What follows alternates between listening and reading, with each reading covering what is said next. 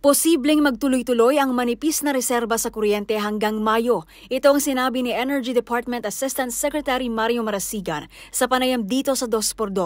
Ayon kay Marasigan, naitala na ang pinakamataas na rate sa pagkonsumo o demand sa kuryente sa taong ito na umabot na sa 13,864 megawatts. Dahilan para magdeklara ng yellow at red alert nitong mga nakalipas na araw.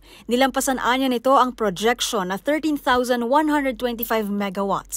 Ang tansya po natin ay aabutin pa tayo ng 13,967 megawatts.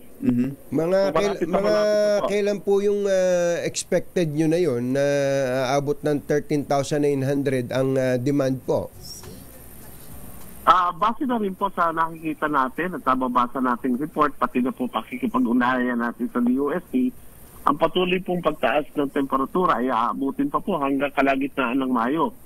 Kaya sa pagpasok po ng Mayo ay inaasahan natin na mararating natin yung projection na yon. Paliwanag pa ni Marasigan dahil ito sa patuloy na pagtaas ng temperatura na aabot pa anya hanggang gitnang bahagi ng Mayo. Ang ibig sabihin anya ng pagdedeklara ng yellow alert ay tumaas ang demand sa kuryente.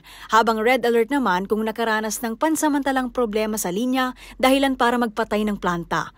Dahil anya hinihintay pa ang pagbalik ng ilang plantang nagkaroon ng diferensya at inaasahan pa rin ang mataas na konsumo sa kuryente bunsod ng pagtaas ng temperatura. Giit ni Marasigan, posibleng magdeklara pa muli ng yellow alert sa mga susunod na araw. Para sa MBC TV Network News, ito si Pamela Adriano. Sama-sama tayo, Pilipino.